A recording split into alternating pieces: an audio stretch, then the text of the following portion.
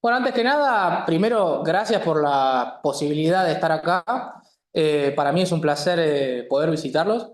Eh, y agradezco a la facultad más que nada que me brinde el espacio. Mi nombre es Mauricio Laurici, tengo 47 años, estoy transpirando, pero no por los nervios, sino porque vengo cruzando toda la capital, así que eh, y soy meteorólogo egresado de la Universidad de Buenos Aires. Yo, para que se den una idea, yo vine a esta facultad cuando quise estudiar meteorología y todavía no estaba la carrera. Entonces estaba entre estudiar ingeniería forestal, astronomía o irme a estudiar a Buenos Aires. La meteorología me apasionó desde que era chico.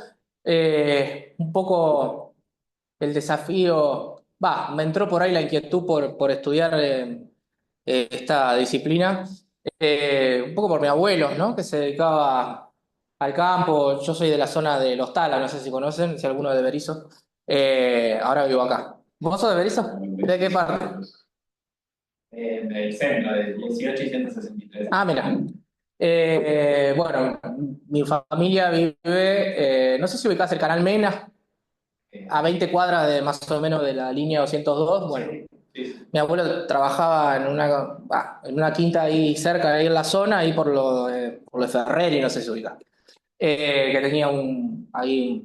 Y bueno, siempre me inquietó este tema de que se ponía nervioso cuando subía el río, porque cuando subía el río, bueno, vieron que cuando hay una irrupción de aire frío, en general el río, el canal subía y entonces eso le daba el indicio de que podía haber heladas y bueno, eso siempre me llamó la atención. Y bueno, y mi viejo que un poco también le apasionaba todo el tema de los aviones, siempre me acuerdo que eh, cuando teníamos posibilidad de ir a Buenos Aires, de querer pasar por el aeroparque y ver los aviones estacionando, bueno, perdón, aterrizando. Entonces, bueno, un poco eso me motivó a estudiar meteorología. Yo empecé estudiando el CBC en el año 97. Eh, ya les digo, porque había averiguado acá la carrera todavía no estaba. Lo hice en Avellaneda. Y bueno, y después estudié en Ciudad Universitaria, que es donde está la Facultad de Ciencias Exactas y Naturales. En ese momento estaba un título intermedio y una licenciatura. Yo empecé a estudiar y no sabía bien para dónde iba a agarrar. Eh, pero bueno, no sé cómo es ahora acá, pero en su momento yo tenía para optar entre distintas orientaciones y yo elegí la orientación meteorología sinóptica. Y cuando estaba haciendo el último año, allá por el año 2002, porque bueno, un poco entre el viaje y todas las cosas, qué sé yo, obviamente los 3 años que duro lo pude hacer. Eh, lo que me sucedió es que estaba haciendo el entrenamiento en la especialidad y, bueno, el entrenamiento en la especialidad se hacía en ese momento en el Servicio Meteorológico Nacional, en el antiguo edificio que estaba ubicado en la calle 25 de Mayo.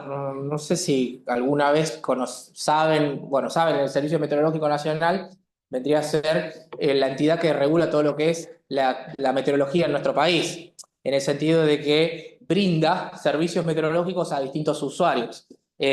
Uno de ellos son los usuarios aeronáuticos, como la Fuerza Aérea.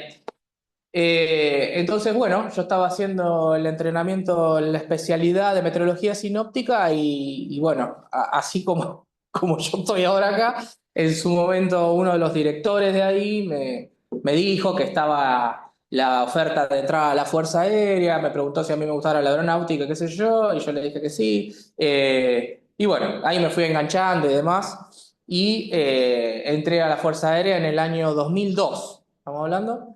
Y bueno, ahí lo que yo hice, bueno, terminé lo que es la carrera de bachiller universitario en ciencias de la atmósfera con orientación en meteorología sinóptica, así se llama. Tengo el título y es más largo el título que el papel.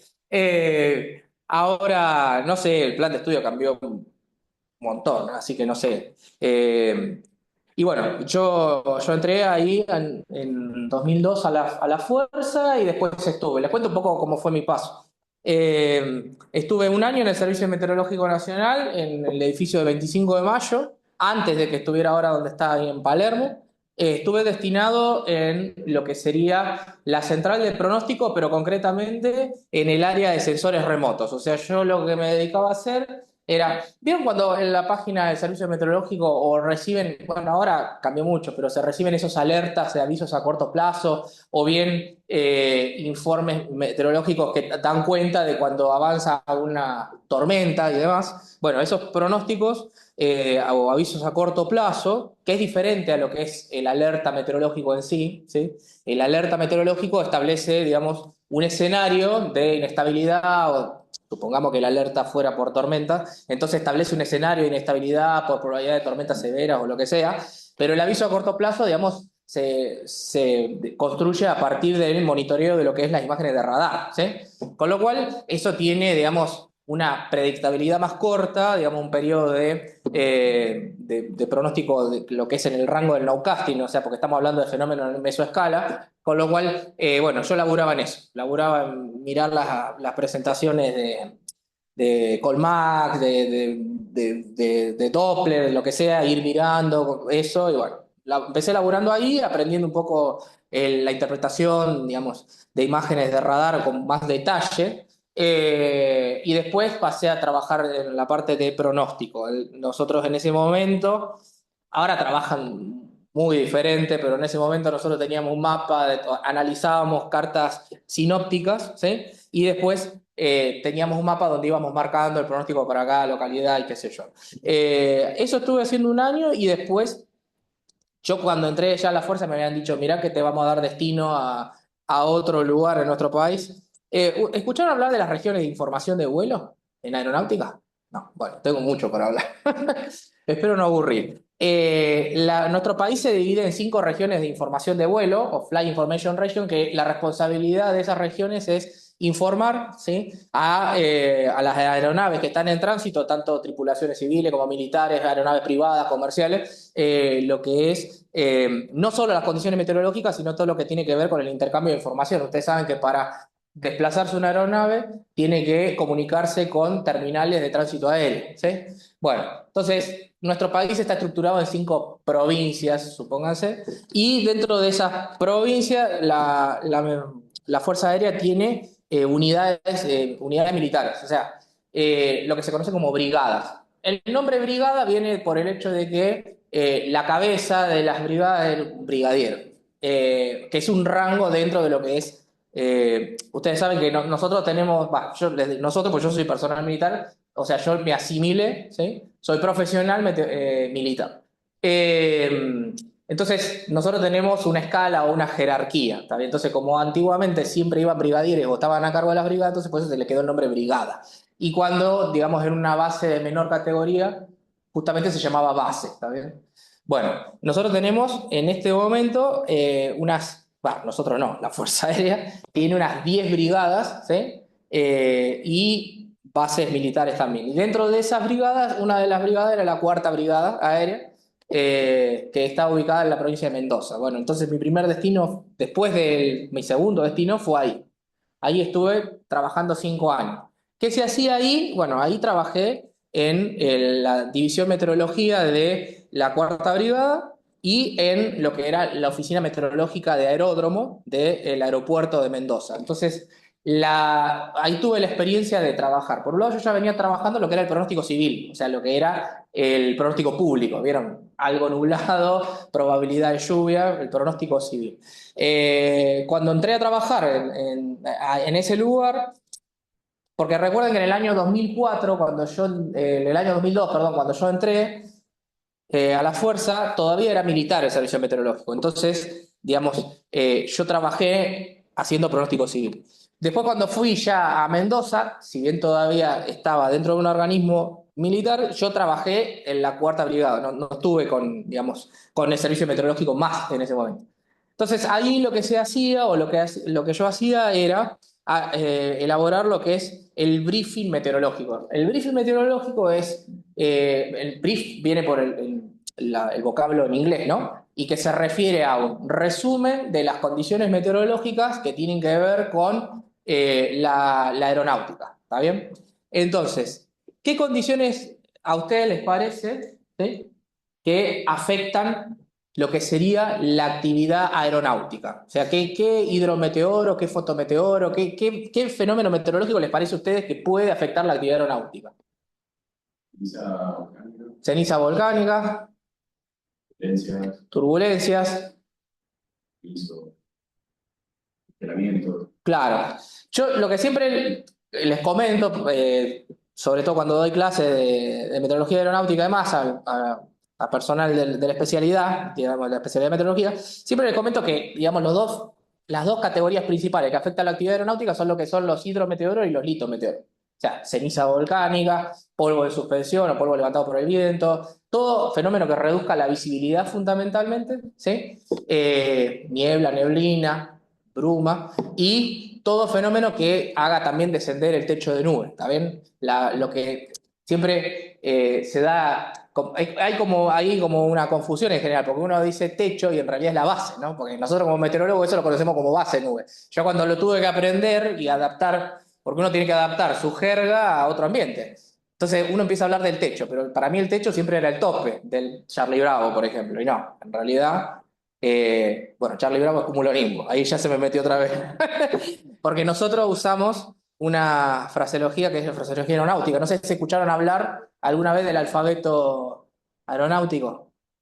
Alfa, Bravo, Charlie. Bueno, eso, digamos, lo que son cada una de las letras del abecedario, ¿sí? Digamos, es un código de comunicaciones en general, se identifica así. La letra A es alfa, la letra B Bravo, la letra C Charlie. Entonces, Charlie Bravo es el cúmulo NIMBU, digamos, como se abrevia en los mensajes meteorológicos. Bien, ya me perdí. Ah, sí, estaba hablando de la base de nubes, un factor muy importante. ¿Qué nube les parece que puede afectar significativamente la actividad aeronáutica, por ejemplo? ¿La cumulonimbus? ¿Cuál? Nimbostratus y una más, fundamentalmente.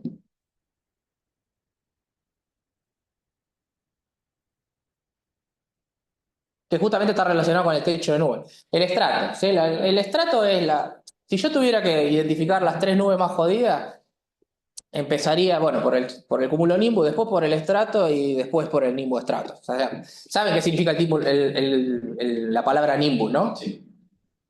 Claro. Nimbus es lluvia, ¿está bien? Que también, bueno, de eso se toma del latín. Bien. Entonces, otros fenómenos que afectan la actividad aeronáutica fundamentalmente es, por ejemplo, la formación de hielo, ¿está bien? Dependiendo de la altitud, digamos, la altitud que alcance una aeronave. Y después, otra de las cuestiones que uno tiene que incorporar es lo que escucharon hablar alguna vez de los niveles de vuelo, ¿no? Y en realidad, cuando uno empieza, digamos, a meterse en lo que es meteorología aeronáutica o lo que es la actividad aeronáutica en realidad, está muy ligada a la meteorología. Y si yo le hablo de superficie de presión, bueno, el nivel de vuelo es una superficie de presión para una altitud determinada. Cuando vos, por ejemplo, hablas del nivel de vuelo 100, ¿sí? Te referís a 10.000 pies. Entonces, 10.000 pies, para que hagan una equivalencia, es más o menos 3 a 1, o sea que son 3.000 metros. 10.000 pies son 3.000 metros, más o menos. Con lo cual corresponde a qué superficie de presión, más o menos, en promedio. 50. Un poquito más arriba, 700 hectopascales, ¿está bien? Hay una atmósfera promedio, digamos que es la que se utiliza a nivel aeronáutico y se toma como referencia, que ¿saben cómo se llama? La atmósfera estándar o ISA. ¿Y qué condiciones en particular tiene para, por ejemplo, a nivel del mar, por lo que es la temperatura, la presión? Es 13,25, sí. 15 grados en promedio, sí. Y ese gradiente de temperatura de Sí. 6,5. De 6,5 grados cada 1.000 metros, sí. Bueno, esas... Está afilado, muchachos. No, pero está bueno yo para que vean que todas estas cosas que ustedes están estudiando y demás se recontra usan y después, bueno, uno las tiene después se las va grabando, se las va incorporando. Y lo que tiene en aeronáutica, que a mí me costó, digamos, al principio aprender, es que se trabaja todo con, vos decís, todo el universo, y acá hablando del universo, la Facultad de Astronomía, se regula por el sistema MKS, por los metros, por los kilómetros, por lo que es. Y acá terminás hablando de pies, empezás hablando a veces hasta de atmósfera, otras unidades que nada que ver. Pero fundamentalmente es pies para lo que es la altura de base de nube, ¿sí? Y el viento, ¿sí? El viento que se mide en qué unidad en aeronáutica. ¿Escucharon hablar alguna vez? ¿Nudos? En nudos, ¿sí? ¿Y qué es un nudo? Eh, Ah, ¿La los maté. definición o la equivalencia? Sí, por definición, digamos. Claro, millas náuticas por hora, exacto. Y en aeronáutica, por ejemplo, de las aeronaves no usan ni siquiera la milla náutica, ¿sabes qué usan? La milla terrestre, que no es exactamente igual que la milla aeronáutica. Es un quilombo el tema de las unidades. O sea, de entrada, es una ensalada de unidades, sí, tal cual. Entonces, al principio se complica. Bueno, entonces, justamente una de las tareas que tenía cuando estaba ahí en Mendoza era elaborábamos mapas del tiempo en formato CPA, se llamaban unos mapas verdes.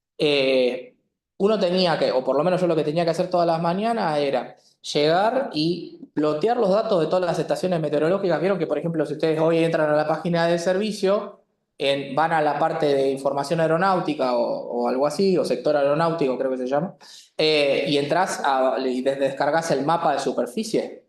Bueno, ¿lo vieron alguna vez eso? El mapa que tiene las líneas negras que se denominan isobaras y tiene ploteado, o sea, cada una de las localidades con el... ¿Vieron alguna vez una carta ploteada? Digamos que utiliza esa codificación que se extrae del SINO, ¿sí? Bueno, antiguamente, yo en ese momento lo tenía que plotear todo a mano, o sea, yo llegaba y tenía media hora para agarrar el mapa, plotear las estaciones más significativas, bosquejar unas isobaras y me iba con eso para decir que era lo que estaba dominando en tal lugar. Encima, en un lugar como Mendoza que más que la carta de superficie tenés que mirar las cartas de altura. Pero bueno, eso fue bastante interesante también.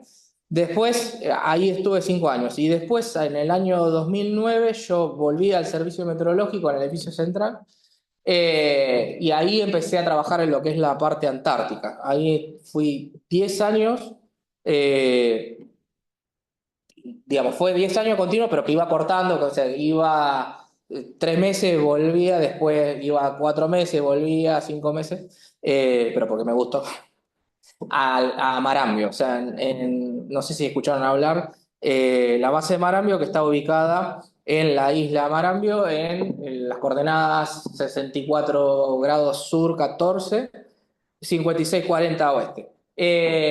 Ahí estuve estuve yendo en comisión a lo que era la oficina de pronóstico de Marambio. Y también tuve la experiencia de laburar en el buque Irizar haciendo auditoría de las estaciones meteorológicas. De las 6 estaciones meteorológicas de Antártida tuve la fortuna, gracias a Dios, de conocer 5. Me faltó Belgrano 2. Y bueno, pero bueno, ya fue una etapa que por ahora cerré. Y otra de las cosas de las tareas, bueno, ahí, eso había puesto un video, pero el tema es que no sé si lo llega. Utilicé ¿cómo es? El 365, el PowerPoint, el Office 365, entonces le pegué un video, pero bueno, ahora no está corriendo. Era un video de un aterrizaje de un Hércules.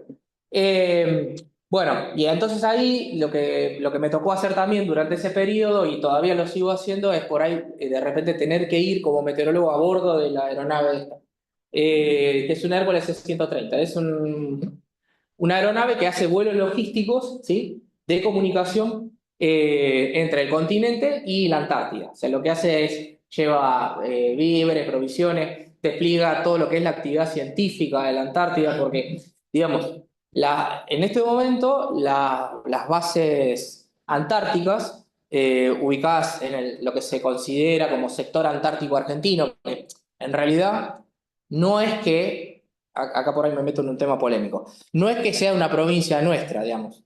La Antártida no es de nadie, digamos. A partir de lo que es el Tratado Antártico, hay determinados países que reclaman soberanía sobre esos lugares.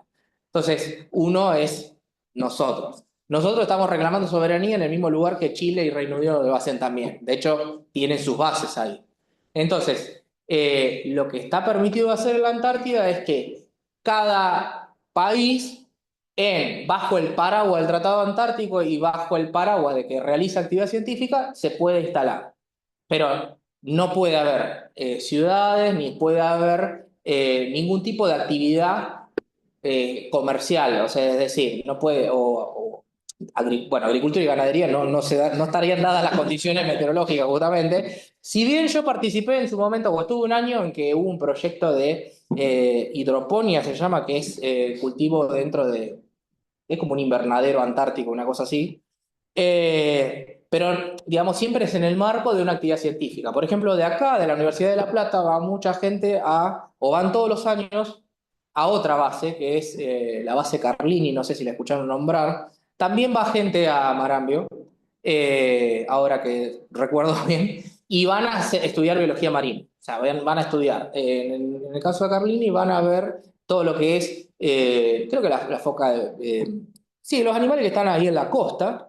Y lo que sí me acuerdo de Marambio, porque yo estuve ahí, es que van a ver la pingüinera. Entonces ahí hacen vomitar a los bichos para ver qué comen y qué sé yo. Pobre bicho.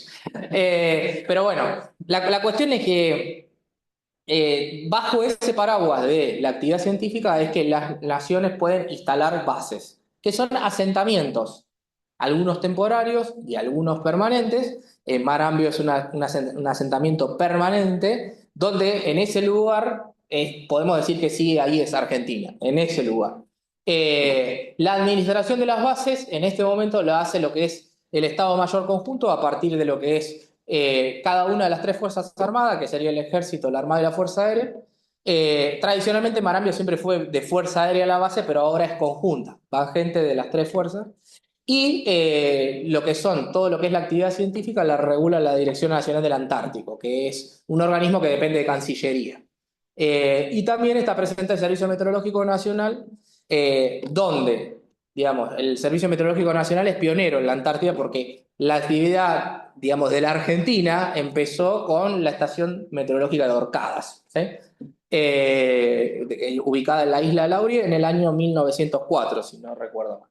Entonces, la meteorología es pionera en la Antártida. La meteorología es pionera en la Antártida. Y la Fuerza Aérea, ¿sí? Lo que hace es todo lo que es el transporte logístico, o sea, todo lo que es el movimiento de material, de científicos, y todo lo que da soporte a lo que es la campaña anual. ¿Sí?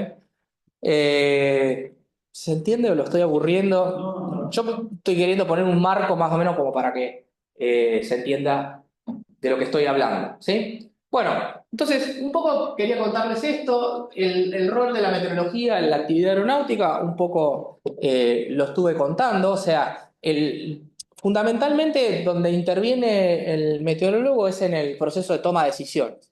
O sea, en esto que les decía, de lo que es la campaña anual, por ejemplo, toda vez que tiene que desplegarse una aeronave para un movimiento, ya sea logístico, ya sea cuando es en una aeronave de combate, lo que hacen es entrenamiento. Entonces, nosotros asesoramos en el lugar que van digamos, a hacer un movimiento o una actividad, ¿sí? Muchas veces in situ también, muchas veces despliega gente al lugar. ¿Por qué? Porque a veces lo hacen en lugares que son complicados y entonces hay que monitorear en tiempo y lugar, siempre con recursos escasos, pero con mucho profesionalismo.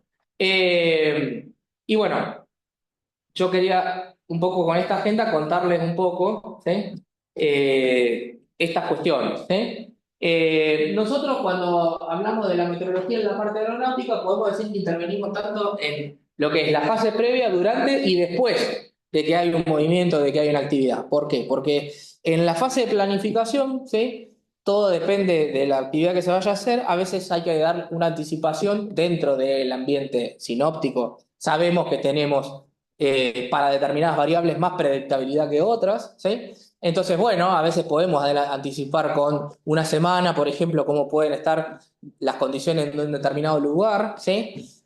A grosso modo. Y después lo que vamos haciendo es un asesoramiento permanente a medida que una actividad se despliega, ¿está bien? Y después, cuando nosotros tenemos el final de un operativo o lo que sea, tenemos un debriefing donde ahí exponemos lo que pasó y cómo se podría haber mejorado o qué podría haber sido mejor o peor, ¿sí? Esto a nivel macro y a nivel micro, porque, por ejemplo, yo donde estoy ahora, que es en el edificio Cóndor, nosotros informamos más a nivel macro, o sea, nosotros le decimos cuando se despliega un operativo esto. Bueno, en tal periodo se va a desplegar un operativo en la base aérea Chamical, en Villa Mercedes San Luis y en Mendoza, bueno, cómo va a estar las condiciones del lugar. Pero eso es a nivel macro. Después, en cada una de las unidades hay meteorólogos, ¿sí? Puede haber meteorólogos profesionales, ¿sí? Ahora tenemos un déficit grande de personal, o auxiliares de pronóstico, ¿está bien? Nosotros, ustedes saben que nuestro personal se estructura de la siguiente manera. Vos tenés oficiales y suboficiales. Los oficiales son personal que hizo su carrera universitaria, ¿sí? Y se asimiló, por ejemplo, como en mi caso, y después va a cumplir funciones de asesoramiento de staff.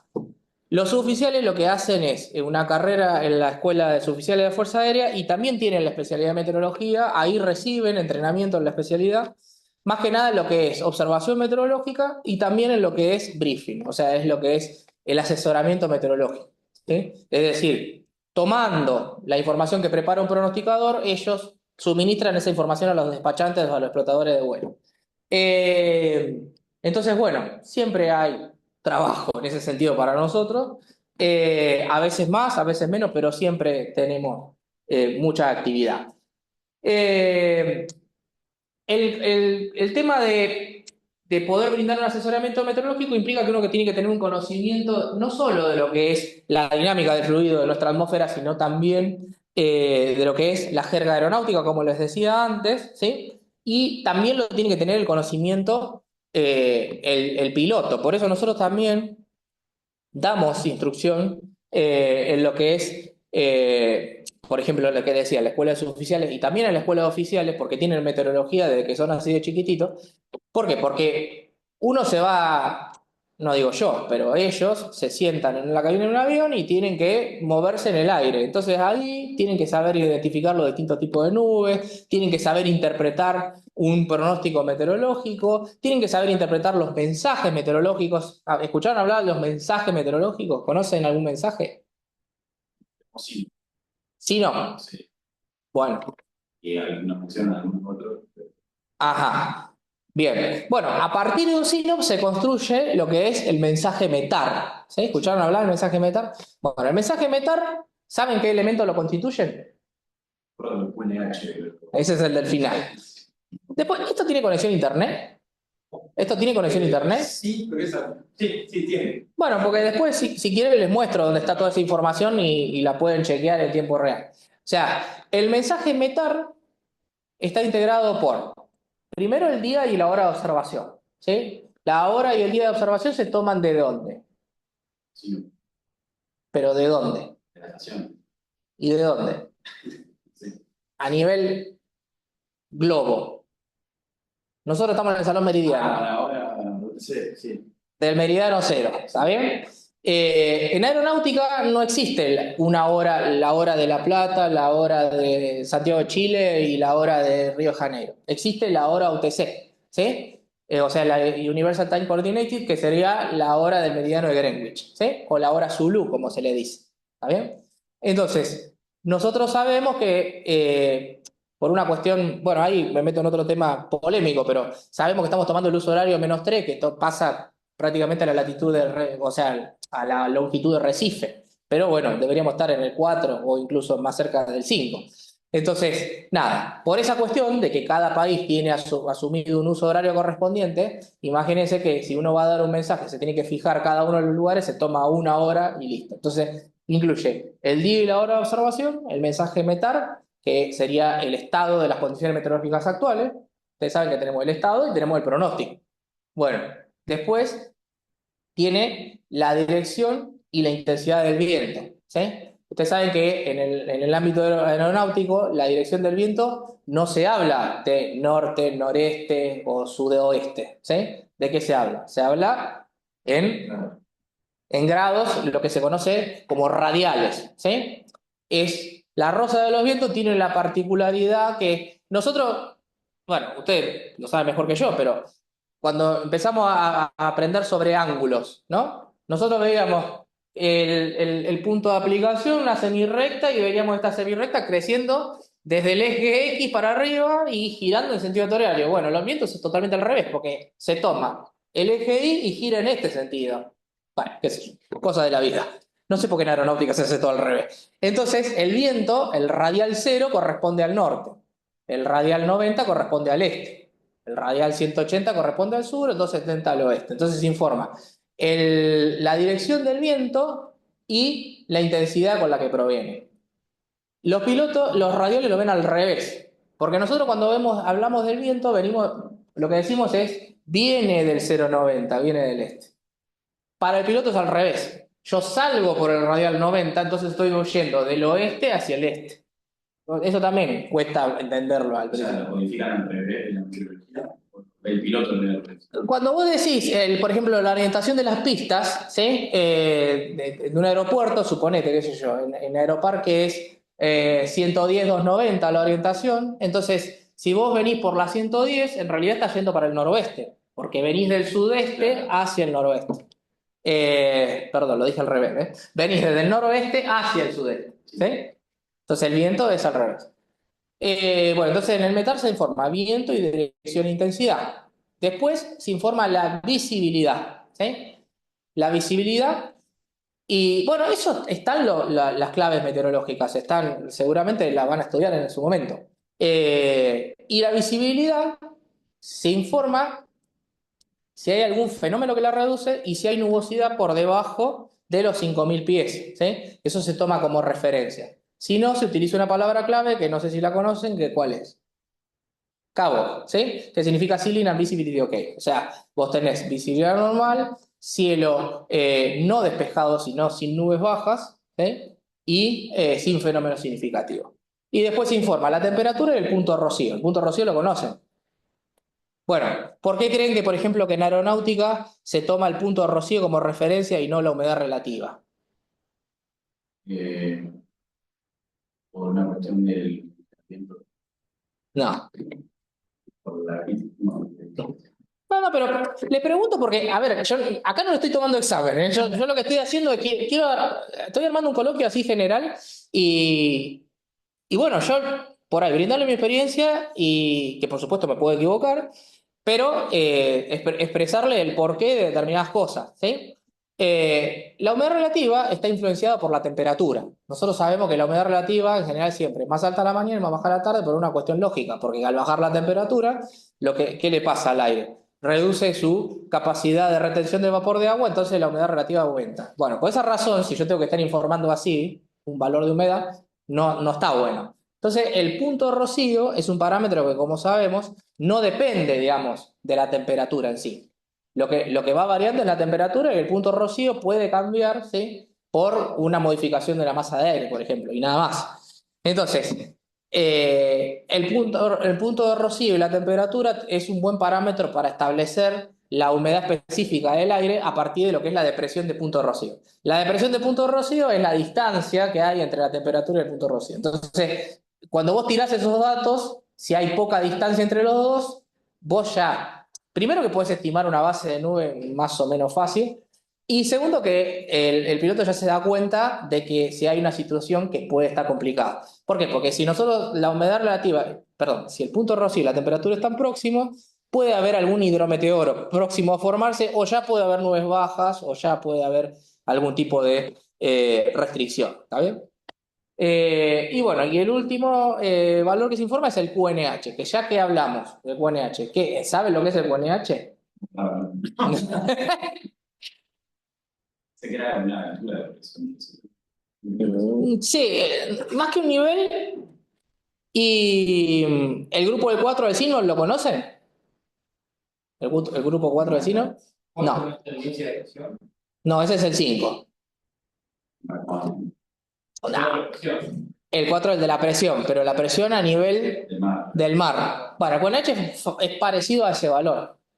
O sea, en el grupo 4 se hace la reducción de... ¿Para qué reducimos la presión a nivel del mar? Empecemos por ahí. ¿Eh? Para actualizar un poco. Claro, para tener valores comparables, ¿sí? Porque nosotros sabemos que la presión, ¿por qué varía? La presión ya tiene una variación por la altura, o sea, vos tenés menor presión por la altura. Entonces eso implica de que, por ejemplo, esto es algo que yo siempre le comento a la gente. Vos comparás la presión de acá de La Plata con la presión de Córdoba y vos decís, hay una baja presión en Córdoba. No, Córdoba siempre va a tener menos presión porque está más alto.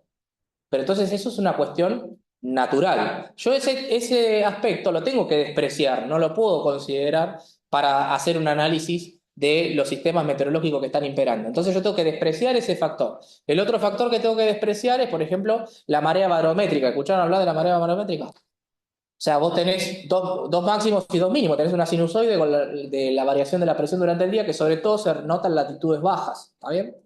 Eh, y después, la otra cuestión muy importante es el tema de la separación de las aeronaves, por eso se usa. El QNH lo que posibilita es uniformizar lo que sería, recuerden lo que decía antes, las aeronaves vuelan por presión. Entonces, cuando viene volando en un nivel de vuelo, a una determinada altura, tiene que cambiar a la presión estándar para todo el mundo, que es el QNH. Y eso permite que la aeronave no choquen, por ejemplo. Entonces, el valor de la presión, ¿sí? Es importante, no solo para el meteorólogo, la presión a nivel del mar, no solo para el meteorólogo, para determinar la ubicación de los distintos sistemas de presión, ¿sí? Sino también para las aeronaves para establecer una separación entre las mismas. Entonces eso se utiliza, ¿sí? Hay una regla mnemotécnica que dice, no, que dice, bueno, vieron que la densidad del aire se relaciona con la temperatura y a su vez con la presión atmosférica. Entonces, cuando en general, como vos venís volando por presión, cuando te vas acercando a una baja, eso también le digo por los mapas. Vieron que en los mapas la letra que asocia a una baja presión es la letra en color rojo y la A en color azul. ¿Saben por qué? Porque si una aeronave viene volando hacia una zona de baja presión, en realidad se está yendo para abajo sin darse cuenta. ¿Está bien? ¿Por qué? Porque cuando vos volás hacia una baja, estás volando más bajo de lo que en realidad crees que estás volando. ¿Y esto por qué? Porque el núcleo de un centro de baja presión dinámico, ¿cómo es? ¿Saben cómo es? Frío. ¿No? Entonces lo que hace es, va cayendo a la altura de la aeronave. Entonces, si no corrigiera vamos a decir, si no corrigiera la altitud de la aeronave, bueno, podría chocar, qué sé yo. Entonces, en una baja el color rojo es por eso, porque estás yendo más bajo de lo que el altímetro te indica una altura que en realidad es menor a la que vos crees. ¿Sí? Y con la alta pasa al revés, cuando vos estás yendo hacia una alta presión, los niveles de vuelo lo que hacen es levantarse. ¿Sí? Porque la columna de alta presión dinámica es como un domo. ¿Sí? ¿Por qué? Porque tiene aire caliente en su interior. Bueno, por esa cuestión, entonces lo que hace es normalizar la información, ¿sí? Y volviendo a lo que estaba diciendo, el METAR es el estado del tiempo para una aeronave, ¿sí? Entonces, los METARes y los Aeromet, que es el METAR argento, porque digamos, algunas estaciones informan METAR, otras estaciones informan Aeromet, que sería como un METAR en texto claro. En vez de aparecer, ¿escucharon la codificación de nubosidad? Few, Scattering, BKN, Overcast. ¿Nunca escucharon eso? Les recomiendo un sitio que está buenísimo del Servicio Meteorológico de Estados Unidos que se llama Jetstream, como la corriente en chorro, que tiene todos temas de meteorología, ¿sí? Y tiene todas estas cosas. Y está en inglés, pero bueno, uno puede acceder a información así muy en general. Por ahí nosotros, cuando ahora en la facultad, por ahí ven muchas fórmulas, muchas cosas, o la explicación de dónde vienen las cosas, que está buenísimo saber de dónde vienen las cosas. Pero después uno lo que tiene que aprender es la parte práctica, ¿sí? La implementación. Entonces, ese sitio está muy bueno para ver todo este tipo de cosas. Por ejemplo, tiene el mapa, el código de ploteo, tiene los distintos tipos de nube con fotos. Bueno, ahora hay un montón de información en internet, ustedes son privilegiados. Eh, Bien, entonces el METAR lo que tiene es una codificación para las nubes, y ahí necesito lo explica bien lo que es el few, 1 a 2 octavos, scattering, ¿sí? 3 a 4 octavos, 5 6 7 octavos, broken o BKN, Bravo Kilo November, overcast cubierto, ¿sí? Entonces esa es la categorización, te informa la categorización así de los distintos tipos de nubes. Les recomiendo leer la clave METAR también, ¿sí? Y después están los mensajes aeronáuticos de pronóstico, lo que es TAF y Pronaria. ¿Escucharon hablar de eso? Bien. El TAF tiene las condiciones meteorológicas previstas del lugar para 24 horas de validez. Yo siempre hago hincapié en que los usuarios aeronáuticos utilicen esa información, porque ahora, por ejemplo, ahora vos ves que la gente agarra el Windy, agarra que no está mal, qué sé yo, porque vos tenés ahí toda la información sintetizada. Y entonces se hacen adictos a los meteogramas, y la realidad es que el mensaje TAF tiene una validez de 24 horas, está preparado por un profesional, ¿sí? Y evalúa todos los modelos junto a la vez, mira todas las condiciones meteorológicas cuando elabora un pronóstico. Que se pueda fallar, por supuesto que se puede equivocar, pero debería ser más confiable, ¿sí? Y además en la información oficial. Por ejemplo, si hay un accidente, si hay cualquier incidente provocado por X motivo, no van a ir a consultar no sé, qué decía la página X, sino que van a ir a mirar la información oficial emitida por una oficina meteorológica de aeródromo, ¿está bien? Entonces el TAF y el Pronaria, ¿qué son? El TAF incluye lo que es un pronóstico para un aeródromo en particular, que tiene una validez de 24 horas y informa viento, visibilidad, fenómeno y nubosidad, ¿sí? Y después el Pronaria lo que tiene es la información en general, ¿sí? Tiene 4 partes, o sea, primero te describe lo que son los sistemas meteorológicos que están presentes. O sea, hay un frente frío ubicado entre tal y tal estación, afectando con determinada situación. Lo que sucede es que si el fenómeno meteorológico va a afectar la actividad, muchas veces aparece el pronario. Si no hay un fenómeno, por ejemplo, anticiclón provoca cielo despejado en tal lugar, eso no se pone, ¿sí? Eh, y después se coloca pronóstico de formación de hielo en determinado lugar, la corriente en chorro, ¿sí? ¿Por qué creen que es importante, por ejemplo, informar el dato de la corriente en chorro? La corriente en chorro es una fuente o sea, ustedes saben que cercanía a la corriente en chorro puede haber presencia de aire turbulento, ¿está bien? ¿Por qué? Porque hay ondas orográficas, por ejemplo, provocadas por la intensidad del viento, ¿sí? No sé si vieron toda esa temática. Voy a preguntar. Dale, comenta. ¿Se utiliza para navegar también?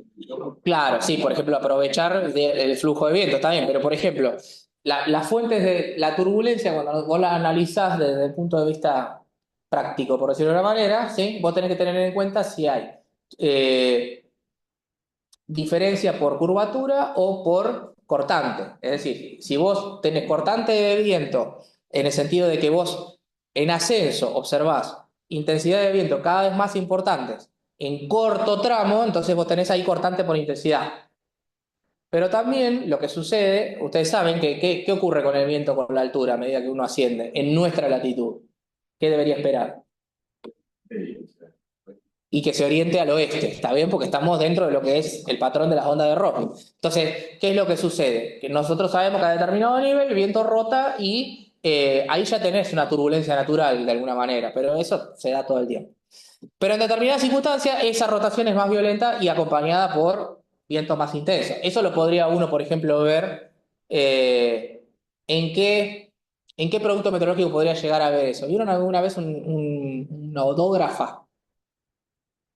Como dos circulitos. Híjole, sí. Es como si fuera el del tiro al blanco, que te muestra lo que va haciendo la trayectoria del viento con la altura. Y por ejemplo, cuando las líneas o sea, cuando de un punto a otro vos tenés un vector más largo, entonces vos querés ahí una cortante más fuerte, ¿sí? Otro sitio meteorológico que también les recomiendo, si tienen posibilidad de consultar, es el del Comet. No sé si lo escucharon nombrar. Ahí tienen también, digamos, pueden realizar entrenamientos en línea, digamos, incluso autoevaluarse, ¿sí? Están muy piola. Bien, entonces en el pronaria se informa eso, después viento y temperatura en altitud pronóstico, y después tenés un pronóstico de 12 horas de validez nada más para los distintos aeródromos. ¿Está bien? Bueno, esa información es la que se utiliza como información oficial cuando se suministra a una tripulación de vuelo. Y también puede ir la apreciación personal del pronosticador diciendo, bueno, estoy viendo que esto está evolucionando de una manera diferente, esto puede ir cambiando hasta tal situación, guarda con tal cosa, ese tipo de cosas son las que se informan. ¿Está bien? Sí, perdón que Sí. te interrumpa. Quedan más o menos 10 minutos. Ah, bueno, listo, sí, voy a ir avanzando. ¿Siempre el código se manda o es claro? El briefing se explica en texto claro, ¿sí? Y lo que se suministra en código, digamos, son los mensajes, ¿sí? Bueno, dentro de lo que es la Fuerza Aérea existe un departamento que es el Departamento de Meteorología Militar, es el logo que ven ahí. Y yo soy parte del Departamento de Meteorología Militar. Nosotros somos el órgano rector de la especialidad meteorología. Entonces, todas las personas que eligen estudiar meteorología, o sea, dentro de las escuelas oficiales, eligen ser meteorólogos o de la especialidad de meteorología, entonces nosotros preparamos el plan de carrera para ellos. Para los oficiales que eligen la especialidad de meteorología, ya sea porque se asimilan, por ejemplo, en el caso de que alguien egresa de la facultad y decide entrar a la Fuerza Aérea, entonces nosotros establecemos el plan de trabajo para ellos. Entonces todo lo que tiene que ver con la meteorología dentro de la Fuerza pasa por nosotros. Cada uno de los meteorólogos que va a ir a cada una de las unidades, también nosotros vemos en qué lugar hay déficit o una persona necesita cubrir y demás. ¿Sí? Eh, Bueno, y cuando uno está dentro del ámbito de la Fuerza Aérea, ¿cuál es la tarea principal? Efectuar tareas de asesoramiento en el área de incumbencia. ¿Está bien? Dentro de la Fuerza Aérea, el meteorólogo es el especialista en el área. Entonces, lo que nosotros tratamos de marcar siempre es que cuando tengan algún tema que involucre a la meteorología, recurran al meteorólogo como el referente del área. ¿Sí? Uno de los grandes temas, por ejemplo, que ahora, con el tema de la incorporación de las aeronaves esta F-16, no sé si han escuchado, son muy afectadas a todo lo que tiene que ver con la climatología espacial. Entonces, uno de los aspectos que ahora también estamos haciendo docencia o tratando de tomar indicadores de eso, es de lo que son los distintos eventos del clima espacial. ¿Han escuchado de eso? Todo lo que tiene que ver con la interacción de la actividad solar con la magnetósfera, ¿sí? Tiene injerencia en lo que son los sistemas de posicionamiento y en lo que son los instrumentos de los aviones. Entonces, es importante conocer cada uno de los eventos del clima espacial, los distintos indicadores, ¿sí? Todo eso también lo tenemos en boga ahora, ¿sí?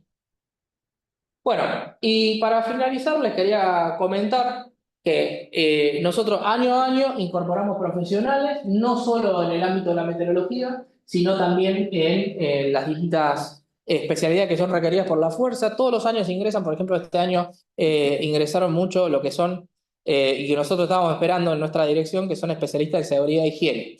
Les cuento, mi departamento de meteorología militar, que es el que yo trabajo, está inserto en lo que es la Dirección General de Seguridad Operacional. ¿Sí? La seguridad operacional es todo lo concerniente a volar seguro, por decirlo de una manera, entonces la meteorología interviene ahí, pero también interviene todo lo que es la parte de prevención de accidentes, seguridad e higiene, lo que es control de tránsito aéreo, lo que es habilitación de tripulantes y lo que es mantenimiento de aeronave. Entonces, ahora justamente lo que estuvieron haciendo mucho hincapié o pidiendo mucho era gente que tuviera conocimiento de seguridad e higiene. ¿Por qué? Porque, bueno, tenemos mil novedades con eso. Y bueno, la meteorología es una especialidad crítica hoy también que nosotros estamos siempre abiertos a incorporar personal, ¿sí? En principio, el rango etario es entre 23 y 30 años cumplidos, ¿sí? Salvo lo que es el escalafón medicina y jurídico, que tienen un poquito más de hándicap en ese aspecto. Y para egresar tiene que tener un título universitario, por ejemplo, en el caso nuestro, nosotros requerimos que sea técnico o que sea licenciado. ¿Sí? Dependiendo de si es técnico o licenciado, es el rango que accede a primera instancia. Por ejemplo, en mi caso, yo cuando ingresé a la fuerza, yo ingresé como teniente, ¿está bien? ¿Por qué? Porque tenía el título intermedio, yo no terminé la licenciatura. Después, cuando cuando entré a la fuerza, bueno, pude seguir estudiando, pero ya me dediqué a ingeniería. O sea que conjugo las dos cosas. Por eso un poco hago medio de orquesta dentro de esa dirección. Hago un poco de todo. Así que bueno, esto en principio todos los años hemos llamado a concursos de profesionales. Este año se hizo en el año 2024. Para que se den una idea, si a alguno le interesa, son 3 barra 4 meses de entrenamiento en lo que es la faz militar y en lo que es más que nada la doctrina, ¿sí? Eh, Actualmente se hace en la Escuela de Oficiales de la Fuerza Aérea que está en la ciudad de Córdoba y después a partir de ahí te dan destino a las distintas unidades. Puede ser acá en Buenos Aires o cualquier otro lugar donde estén requiriendo meteorólogos, ¿sí? Eh, Así que bueno, eso era un poquitito de lo que le venía a contar. No sé si alguno me quiere preguntar algo. ¿Qué tareas realiza un técnico y un licenciado? ¿Qué tareas realiza un técnico o un licenciado? Bueno, en principio, dentro del ámbito nuestro, no nos dedicamos más a la parte operativa, digamos. Entonces, tanto el técnico como el licenciado van a tener una tarea bastante similar, ¿sí? No es que nosotros tenemos un área de investigación, ¿sí? Pero hay áreas de desarrollo que estamos implementando ahora que más que nada tiene que ver con esto que les decía del área de climatología espacial. Estamos ahora invirtiendo ahí en recursos humanos en eso.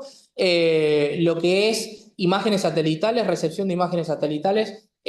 Nosotros ahora, hace un tiempo, tenemos una estación de recepción satelital propia, ¿sí?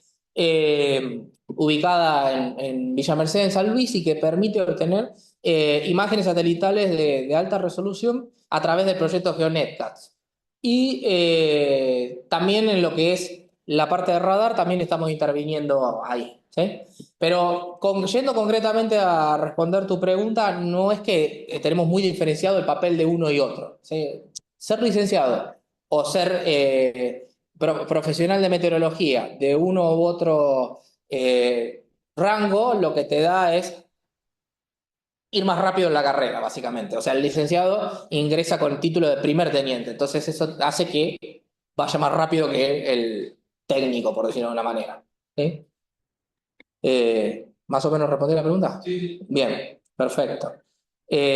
No sé si hay otra pregunta. Cuando hablabas de la toma de decisiones Sí. sobre la Antártida, Sí. nosotros tuvimos una docente que fue a la Antártida, nos comentaba un poco. Ya sé quién es. ¿Viviana López? Sí, Sí. o sea, ustedes determinan si, por ejemplo, un avión aterriza o no, la última palabra es la del meteorólogo o es la del, no sé, cargo más alto. No, es una buena pregunta esa, y a veces cuesta también que lo entiendan. El meteorólogo asesora, ¿sí? Ellos, obviamente, la particularidad que tiene el ambiente antártico es que eh, es un poco, no es una meteorología muy amigable, por decirlo de una manera. Los fenómenos experimentan cambios muy rápidos, ¿sí? Y entonces, bueno, el pronóstico a veces es bastante complicado. Entonces, muchas veces, y además digamos, para cuando se establece este tipo de planificación que les decía, de un vuelo logístico y demás, a veces hay apuro, a veces hay premuras, a veces hay cuestiones que uno no tiene por qué estar metido ahí. Entonces, lo que uno va aprendiendo a los años de carrera, lo cual no implica que no te vayas a equivocar, pero lo que sí vas aprendiendo es a tener un poquitito más de mesura, en el sentido de decir que uno tiene que tener en claro el rol que va a cumplir, ¿sí? Y una de las cosas que tiene que tener en claro es que siempre va a asesorar, no a tomar decisiones. Yo no le voy a ir a decir, mirá, anda y prepara todo para ingresar a Marambio, por ejemplo, en este caso, a las 2 de la tarde, sino que lo que yo le voy a decir es, para mí las condiciones están dadas como para que nosotros hagamos un aterrizaje en Marambio a esa hora.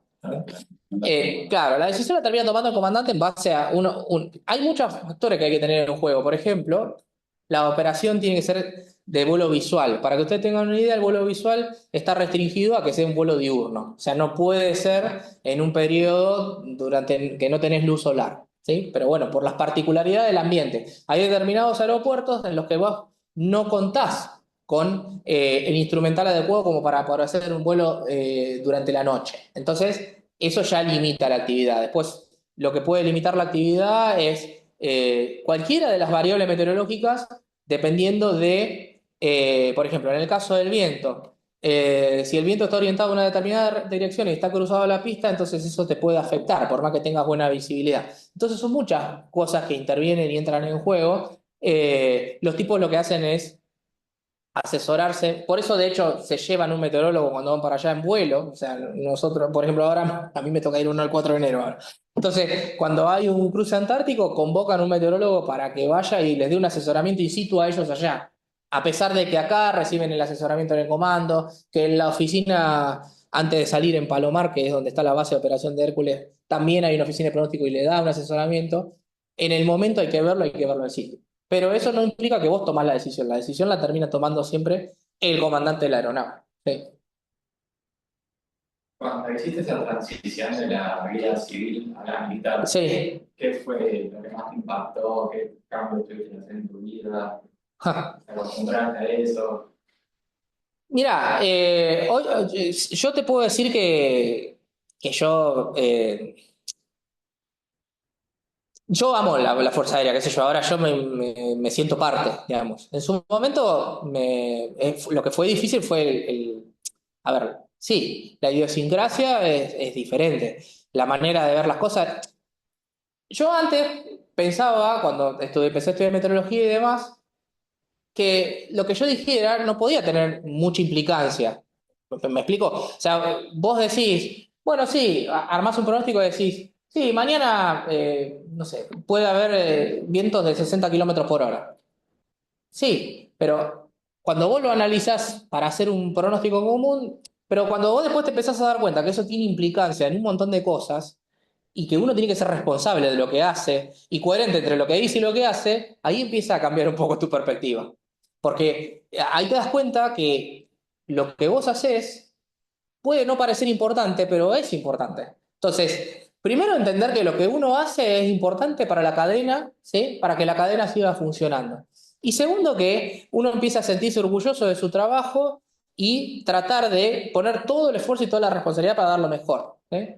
Te acostumbras a vivir de otra manera un montón de cosas, a comprometerse a lo que uno va a hacer y saber que tu tarea lo que hace es posibilitar que se cumpla un objetivo, que se cumpla un logro, que se pueda alcanzar algo. Eso es bastante gratificante. Eso me gustó mucho. Sí, a mí lo que me costó inicialmente, bueno, este hecho de... Igual yo sabía a lo que me metía, pero qué bueno que vos sabés que de entrada te puede tocar ir a un lugar, ¿sí? O, por supuesto, ahora no es... Antes era diferente, ahora no es tan así. Ahora primero se trata de priorizar lo que uno quiere, ¿sí? Pero a veces la necesidad lleva a que tengas que ir a cubrir un trabajo en un determinado lugar, ¿sí? Entonces, bueno, mentalizarse de eso a veces es complicado, pero también tenés un montón de beneficios. Tenés, ahora yendo puramente a lo laboral, tenés una estabilidad que por ahí en otros ambientes no lo tenés. Tenés garantizados servicios como, qué sé yo, obra social, vacaciones, cosa que también en otros ambientes no lo tenés. Y en general tenés un grupo humano siempre muy bueno, o sea, gente que está para lo mismo, entonces, gente que vale la pena, qué sé yo. Sí. No todo color de rosa, como en todos lados, siempre tenés cosas que difíciles de sobrellevar. eh, pero bueno, al principio por ahí lo que a mí me pasó es que estaba más metido en, en lo que es la actividad operativa, en esto, en el día a día. Ahora estoy en lo operativo, pero también más en cuestiones así de staff, de tener que estar definiendo cosas y tomando decisiones todo el tiempo, con gente involucrada, entonces a veces eso se complica un poco. Sí. Y asisten a a otro tipo de sistemas de armas, además de los aviones, como la artillería antiaérea, el Mm, ejército y la arma tienen sus meteoros, asisten a la artillería, se mm. comunican entre ustedes, eso. Sí, sí. El ejército no tiene un servicio de meteorología, pero la Armada sí. La Armada y la Fuerza Aérea tienen sus servicios de meteorología propios. Nosotros tenemos nuestro departamento de meteorología y ellos también tienen uno. O sea, en el caso de... A mí me tocó vivir cuando estuve... Yo estuve en el buque Irizar, como les decía, que hice auditoría de las estaciones meteorológicas del servicio y me tocó ver el rol del meteorólogo en el buque. Y eso también está bastante interesante porque Primero que realmente vos estás en un sistema que se está moviendo, entonces estás comentando sobre algo que además vos te estás moviendo junto con el sistema por ahí. Entonces eso me costó verlo en un principio. Eh, Bien, sí, hay una doctrina meteorológica conjunta, ¿sí? Nosotros, por ejemplo, interactuamos con meteorólogos de otras fuerzas para, por ejemplo, establecer una forma de hablar común, ¿sí? Pero también cada uno tiene sus actividades específicas. Y tenemos, digamos, destinos donde tenés batallones de antiaéreo, por ejemplo. Entonces, hay briefing específico para cada uno de los destinos. Hay lugares donde se orienta a, por ejemplo, no es lo mismo dar un asesoramiento meteorológico para un avión de combate que para un avión de transporte. No es lo mismo dar un asesoramiento meteorológico para un avión Cessna que para un avión A4, qué sé yo. ¿Sí? Es diferente. Y sí, a veces tenés que hacer pronóstico para aviones, a veces tenés que hacer pronóstico para en tierra, para operativo, para salto de paracaídas, qué sé yo.